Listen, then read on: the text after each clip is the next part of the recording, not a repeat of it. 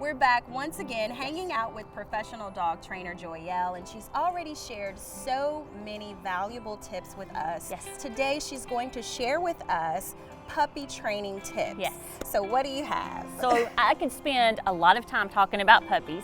Lots of times people get their puppies and they're like, what am I supposed to do now? So I have narrowed it down to what I would want somebody to tell me if I had just gotten a puppy. All right, so there's 5 areas that I would say. The first area is schedule. You absolutely need to put your puppy on a schedule.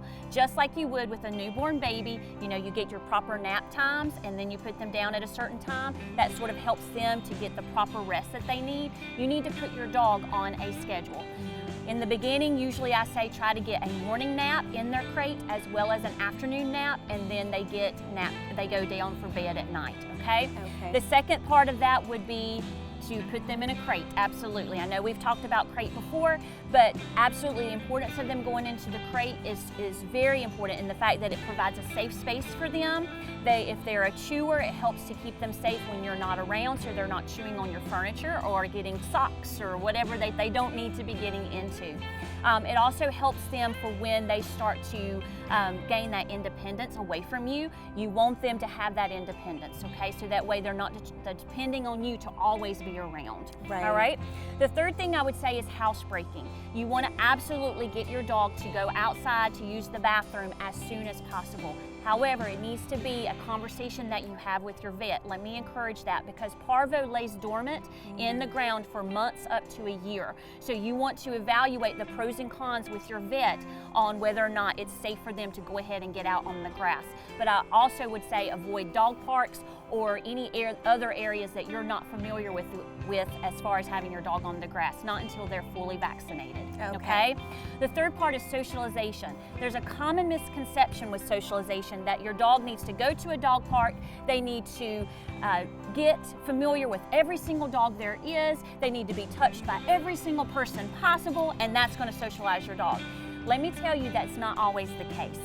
Simply because I have trained lots of dogs in which they think the world revolves around them and they have to be touched by every single person. And if not, they're jumping, they're in people's faces, they're highly excitable. So you want to socialize your dog by taking them into places that are dog friendly. Think of your Lowe's, your Home Depot, Tractor Supply, those places, because when they go in, they're experiencing the different sights, smells, and sounds. That's actually socializing your dog. When they can stop and sort of see and span what's going around them, then they're learning, they're constantly learning and taking everything in. That's socializing your dog, okay? You also want to have a dog around other dogs that maybe your friend has, that you know what kind of dog that is. Keep their small circle of friends, if you will, because you know that dog better than any other dogs that you may encounter in a dog park or something like that, okay?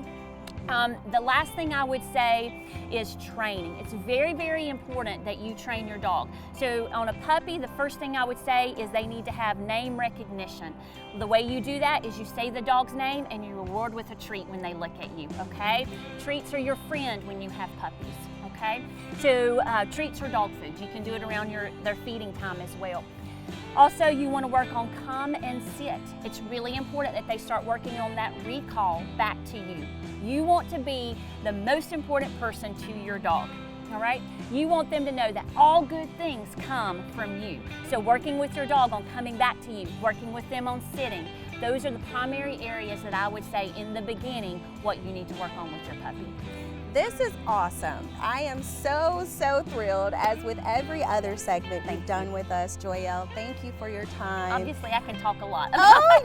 Listen, I'm soaking it all in, and I'm ready to train Zinda and give her those rewards and just apply all of the tips that you've given us. So thank you. Thank you.